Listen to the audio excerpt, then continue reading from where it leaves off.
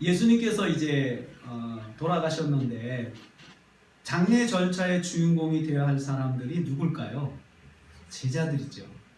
제자들이 장례 절차를 마땅히 밟아야 돼요.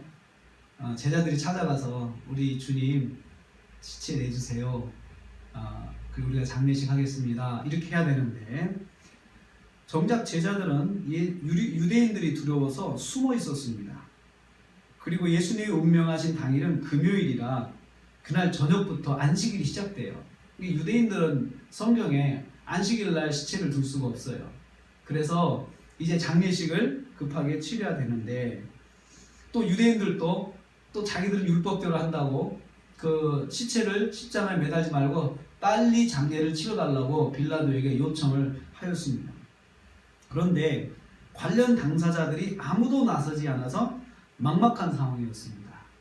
예수님께서 운명하신 시간이 오후 3시니까 해가 지면 해가 지기 전까지 시체를 이제 십자가에서 내려가지고 무덤에 들어가게 무덤에 장사를 지내야 돼요. 시간이 얼마 없어요. 일몰 시간이 이제 해가 지는 시간 6시다 생각을 해도 3시간밖에 남지 않았는데 시간은 자꾸 가는데 예수님의 시체를 달라고 하는 사람은 없고 상황이 그렇게 됐습니다. 시간이 급박했습니다. 이때 아리마대 사람 요셉이 빌라도를 찾아왔습니다. 그래서 오늘 38절 말씀에 아리마대 사람 요셉이 예수의 시체를 달라고 빌라도를 찾아왔다고 말했습니다. 요셉은 존경받는 공회원이었습니다.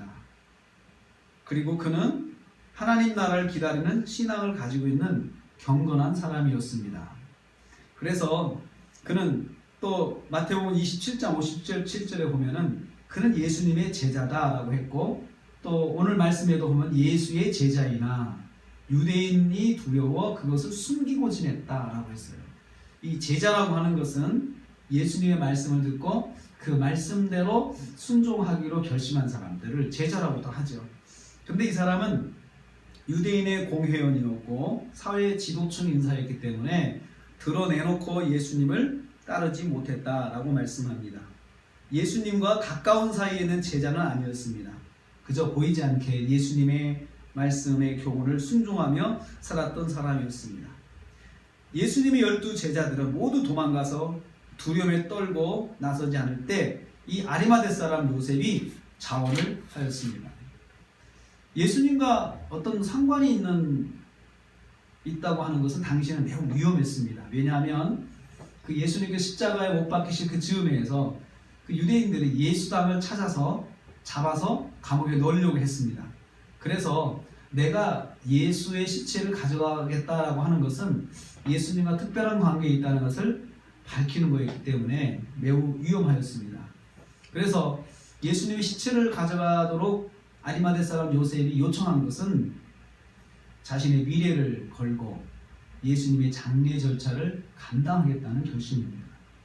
요셉은 빌라도의 허락을 받아서 예수님의 시체를 받았습니다. 그리고 그 시체를 받아서 십자가 처형장과 가까운 동산에 있는 자기 예비 무덤, 자기가 나중에 죽으면 들어가려고 했던 그 예비 무덤에 장사를 지내기로 하였습니다. 여기에 또 한 사람이 자원하였습니다. 그는 전에 예수님을 밤에 찾아온 적이 있는 니고데모라는 사람이었습니다. 그는 바리새인이었고 그는 지도자였습니다. 그는 전에 예수님을 무조건 비판하는 바리새파들의 주장에 대해서 예수님을 옹호하였습니다. 또 다른 의견을 가지고 있는 자신을 과감히 드러냈던 사람이 바로 니고데모였습니다. 그는 율법의 말씀대로 살려고 노력했던 사람이었고 그는 율법의 바리새인들처럼 그렇게 형식적인 믿음은 가지지 않았습니다. 경건한 사람이었습니다. 이처럼 니고데모는 바리새인으로서 사회적으로 영향력 있는 사람이었습니다. 하지만 그도 역시 예수를 지지하는 사람으로 내몰릴 위험을 감수하고 예수님의 장례 절차에 참여하고 있습니다. 자신의 현재와 미래를 걸고 위험한 장례를 진행하고 있습니다. 니고데모는 예수님의 장례를 위해서 유대인들의 장례 절차에 필요한 물품인 모략과 침향, 아주 비싼 것을 가지고 와서 많은 값을 지불해서 장례 물품을 준비하여 왔습니다. 오늘 예수님의 장례 절차를 보면서 성경이 우리에게 말씀하려고 하는 것이 있습니다. 정작 제자들은 다 도망가고 예수님을 정말 진짜로 모셔야 될 제자들은 다 도망가고 전혀 생각하지도 않았던 사람, 두 사람이 나타나서 예수님의 장례 절차를 진행했다는 것입니다. 예수님의 장사되심을 통해서 성경에 말씀하려고 하는 것은 바로 그것입니다. 아무도 장례 절차에 참여하지 않는 가운데 유대인 중에 유대인인 공회원인 아리마대 사람 요셉과 바리새인 중에 바리새인 지도자급에 있는 니고데모가 예수님의 장례를 담당했습니다. 이 사람들은 자기들이 이를 통해서 불이익을 당할 수도 있고 또 공격을 받을 수도 있지만 위험에 처할 수도 있지만 이 모든 것들을 뒤로 하고 예수님의 장례를 감당했던 것입니다. 이 두 사람은 하나님께서 예비하신 사람들이었습니다. 하나님은 하나님의 구속사역을 위해서 하나님의 사람들을 예비해 두십니다. 하나님의 사람들을 통해서 하나님의 일이 진행되게 하십니다. 하나님께서 하신 거죠. 아무도 없어서 이젠 어떡하나. 우리가 옆에서 볼 때 만약에 이 장면 영화로 본다면 굉장히 안타까웠을 겁니다. 이젠 어떡하나.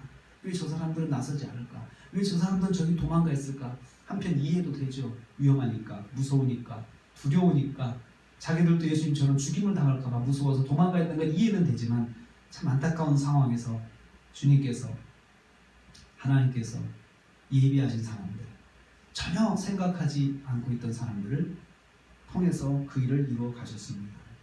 하나님의 구속사역은 하나님이 예비하신 사람들을 부르셔서 진행하십니다. 하나님의 구원사역인 복음 사명을 감당하는 모든 성도가 기억해야 할 말씀입니다. 하나님은 일찍이 우상 숭배자들과 싸우는 엘리야에게 바알에게 무릎 꿇지 않은 7,000명의 7,000명을 이스라엘 안에 남겨놓으셨다고 말씀하셨습니다. 열왕기상 19장 18절에 말씀하고 있습니다. 엘리야는 그때 자기 혼자라고 생각했어요. 바알과 싸우는 사람은 나 혼자밖에 없구나 생각했는데 아니었습니다. 하나님께서 7,000명의 바알에 무릎 꿇지 않은 사람들을 이스라엘에 남겨놔서 이 사람들이 곳곳에서 하나님을 예배하고 있다고 말씀하셨습니다. 만일 우리가 복음 사명을 감당하고자 할 때 하나님은 우리에게도 아리마대 요셉, 니고데모 같은 사람을 예비해 주실 것입니다. 그것이 오늘 우리가 이 말씀을 통해서 이 성금요일에 기억해야 할 말씀입니다. 하나님은 구원사역을 하나님의 방법대로 이루어 가십니다. 하나님이 예비하신 사람들을 통해서 이루어 가신다는 거죠. 복음 전도자는 예비된 사람들을 만나는 특권이 있는 사람들입니다. 오늘 성금요일날 저와 여러분이 교회에 나왔습니다. 주님 무덤에 계신 이 밤에 우리에게 주시는 말씀, 나를 위해서 이렇게 완전히 죽으셨습니다. 또 한 가지 말씀, 하나님은 구원사를 이루시는 데 있어서 하나님이 예비하신 사람들을 꼭 만나게 하신다. 예비하신 사람들을 통해서 하나님의 구원사역을 이루어 가신다. 이 말씀을 우리에게 주셨습니다. 사랑하는 성도님들, 이 밤에 우리 모두가 주님의 십자가에 죽으시니 완전한 죽으심, 나를 위해서 완전히 죄가를 치르신 그 죽으신 것을 기억하시고, 또 하나는 주님께서 나를 통해서 구원의 사역을 이루실 때에, 복음 사역을 이루실 때에 반드시 하나님이 예비하신 사람들, 하나님께서 만나게 하는 사람들을 통해서 이루어 가신다는 사실을 기억하시고, 이 밤에 저와 여러분이 그러한 주님을 만나는 은혜와 복이 있기를 주님의 이름으로 축복합니다. 기도하겠습니다.